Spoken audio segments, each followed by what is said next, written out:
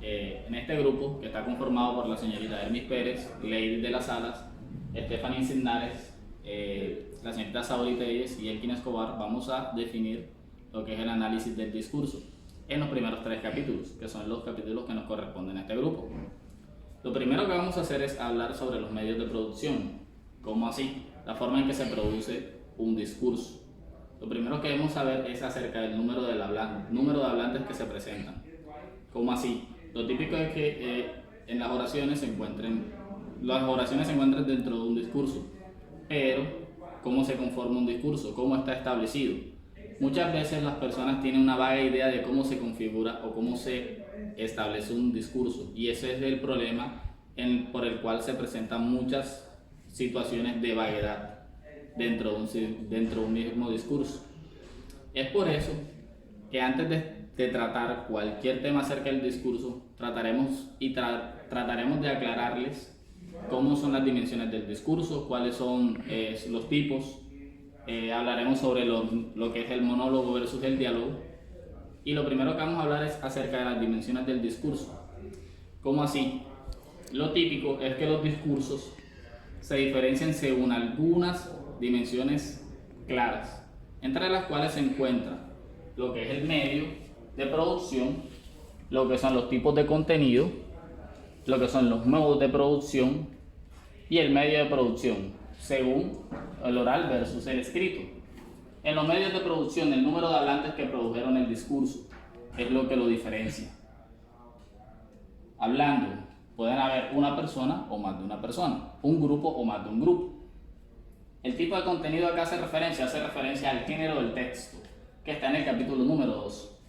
El modo de producción es el estilo y el registro que se usa para llevar a cabo el discurso o para llevar a cabo la redacción del mismo. Los medios de producción, en este caso estaríamos hablando del oral versus el escrito. Como bien sabemos, el escrito es el que está plasmado en unas hojas y el oral es el que se hace de manera, digámoslo así, narrativa. Seguimos. Ahora vamos a hablar acerca de lo que es un monólogo versus lo que es un diálogo. ¿En qué se diferencian básicamente los monólogos de los diálogos? En que un monólogo solamente está constituido por una persona, quien es la que hace, digámoslo así, toda la intervención. Mientras que en los diálogos se encuentran interviniendo más de una persona, es decir, un grupo determinado, ya sea por el tema a hablar. Ahora mi compañera Hermis Pérez va a estar con ustedes y va a seguir con nuestra discusión. Adelante, Hermis. Buenas tardes. Mi tema es los turnos y movimientos conversacionales en el diálogo. El turno del habla se considera una unidad básica de conversación. Se caracterizan por varios movimientos funcionales. El movimiento inicial, que es el que empieza intercambiando el diagonal. Por ejemplo, puedes decirme por qué comes toda esa comida. Eso sería un movimiento inicial. Vamos con el movimiento resolutivo. Es aquel que termina el intercambio. Ejemplo, para estar fuerte. Ese sería el movimiento revolutivo. Longraten identifica como otro tipo de movimiento en el diálogo, el movimiento contrarrestante. Este puede estar cumpliendo una segunda función como un movimiento iniciativo y en consecuencia puede ocasionar su propio movimiento resolutivo. Ejemplo, te invito a almorzar el jueves a las 2 de la tarde. Ese puede ser un movimiento inicial. Me puede acompañar uno de mis hijos, puede ser un movimiento inicial y puede ser un movimiento contrarrestante. Bot o Bill puede ser un movimiento contrarrestante o un movimiento inicial. ¿Te importa cuál? También podría ser un movimiento contrarrestante y un movimiento inicial. Sin duda importa, vendría siendo un movimiento revolutivo. Mi tema es el género del texto. En una lengua y cultura, muchos textos caen dentro de tipos reconocidos como en el castellano latinoamericano, lo que quiere decir que una carta comercial y un discurso entre dos personas ocupadas tienen distintos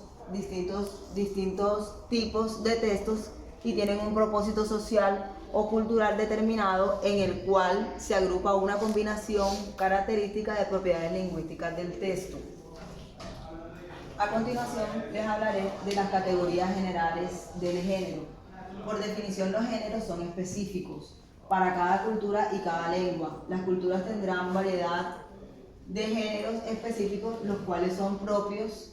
De ahí cualquier lista de géneros universales deben ser más generales. La categorización de Longacre emplea valores positivos y valores negativos. Para un juego de 4 rasgos, 2 de esos, sucesión temporal, contingente y orientación, en un cuento a la gente, pueden tomarse como principales y sirven para identificar las cuatro categorías más amplias. La sucesión temporal contingente se refiere a una estructura en la que a menudo la mayoría de los eventos o acciones dependen de eventos o acciones previas. ¿Qué quiere decir previa?